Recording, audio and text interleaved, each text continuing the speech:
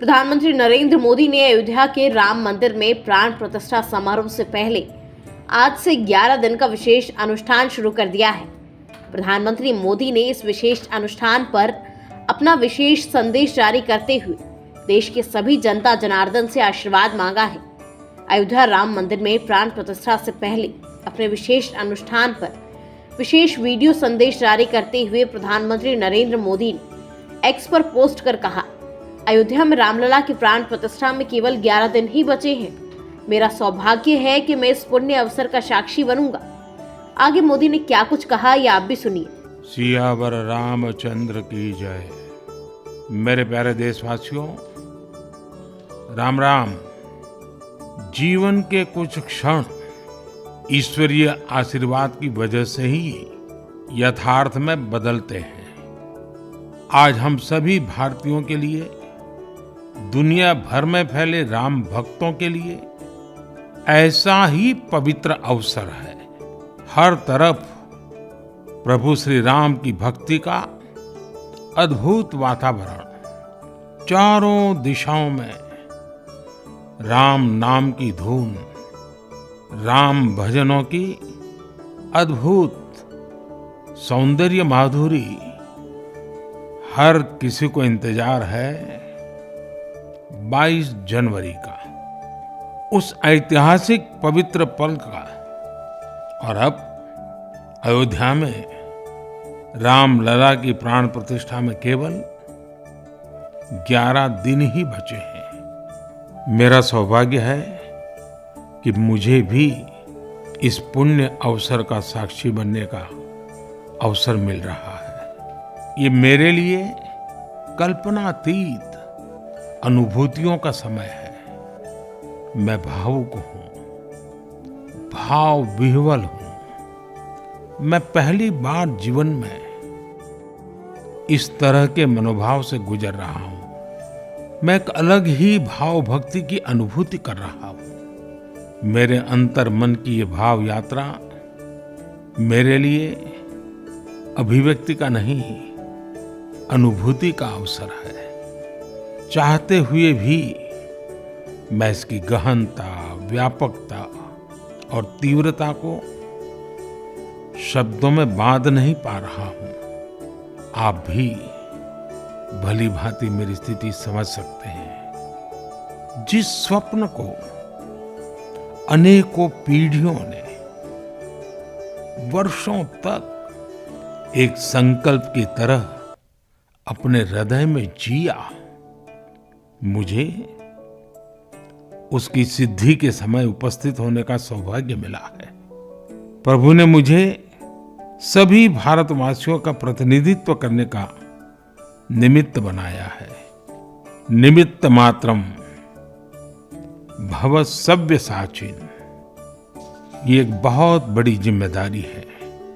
जैसा हमारे शास्त्रों में भी कहा गया है, हमें ईश्वर के यज्ञ के लिए, आराधना के लिए स्वयं में भी दैवीय चेतना जागृत करनी होती है। इसके लिए शास्त्रों में व्रत और कठोर नियम बताए गए हैं, जिन्हें प्राण प्रतिष्ठा से पहले पालन करना होता है। इसलिए आध्यात्मिक यात्रा की कुछ तपस्वी आत्माओं और महापुरुषों से मुझे जो मार्गदर्शन मिला, उन्होंने जो यम नियम सुझाए हैं, उसके अनुसार मैं आज से 11 दिन का विशेष अनुष्ठान आरंभ कर रहा हूं। इस पवित्र अवसर पर मैं परमात्मा के श्री चरणों में प्रार्थना करता हूं, ऋषियों, मुनियों, तपस्वियों का पुण्य स्मरण करता हूं और जनता जनार्दन, जो ईश्वर का रूप है, उनसे प्रार्थना करता हूं कि आप मुझे आशीर्वाद दें, ताकि मन से, वचन से, कर्म से मेरी तरफ से कोई कमी ना रहे। साथियों, मेरा ये सौभाग्य है कि 11 दिन के अपने अनुष्ठान का आरंभ मैं नासिक धाम पंचवटी से कर रहा हूं। पंचवटी वो पावन धरा है जहां प्रभु श्री राम ने काफी समय बिताया था। और आज मेरे लिए एक सुखद संयोग ये भी है कि आज स्वामी विवेकानंद जी की जन्म जयंती है। ये स्वामी विवेकानंद जी तो थे जिन्होंने हजारों वर्षों से आक्रांतित भारत की आत्मा को झकझोरा था। आज वही आत्मविश्वास भव्य राम मंदिर के रूप में हमारी पहचान बनकर सबके सामने है।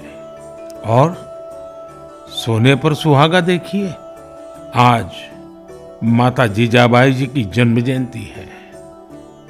माता जीजाबाई जिन्होंने छत्रपति शिवाजी महाराज के रूप में एक महामानव को जन्म दिया था। आज हम अपने भारत को जिस अक्षुण्ण रूप में देख रहे हैं, इसमें माता जीजाबाई जी का बहुत बड़ा योगदान है। और साथियों, जब मैं माता जीजाबाई का पुण्य स्मरण कर रहा हूं तो सहज रूप से मुझे अपनी मां की याद आना बहुत स्वाभाविक है।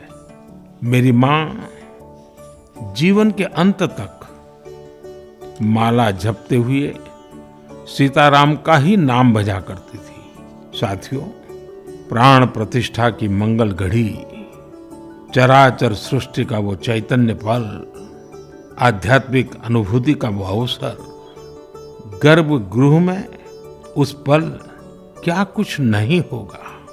साथियों, शरीर के रूप में तो मैं उस पवित्र पल का साक्षी बनूंगा ही, लेकिन मेरे मन में, मेरे हृदय के हर स्पंदन में 140 करोड़ भारतीय मेरे साथ होंगे। आप मेरे साथ होंगे, हर राम भक्त मेरे साथ होगा। और वो चैतन्य पल हम सबकी सांझी अनुभूति होगी। मैं अपने साथ राम मंदिर के लिए अपने जीवन को समर्पित करने वाले अनगिनत व्यक्तित्वों की प्रेरणा लेकर जाऊंगा।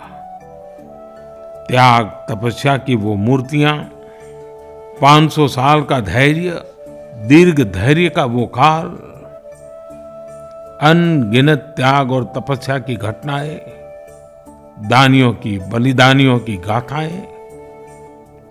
कितने ही लोग हैं जिनके नाम तक कोई नहीं जानता, लेकिन जिनके जीवन का एकमात्र ध्येय रहा है भव्य राम मंदिर का निर्माण। ऐसे असंख्य लोगों की स्मृतियां मेरे साथ होगी। जब 140 करोड़ देशवासी उस पल में मन से मेरे साथ जुड़ जाएंगे, और जब मैं आपकी ऊर्जा को साथ लेकर गर्भगृह में प्रवेश करूंगा, तो मुझे भी एहसास होगा कि मैं अकेला नहीं, आप सब भी मेरे साथ हैं।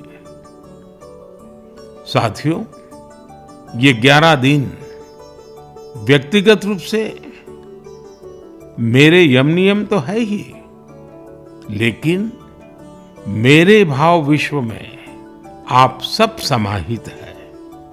मेरी प्रार्थना है कि आप भी मन से मेरे साथ जुड़े रहें।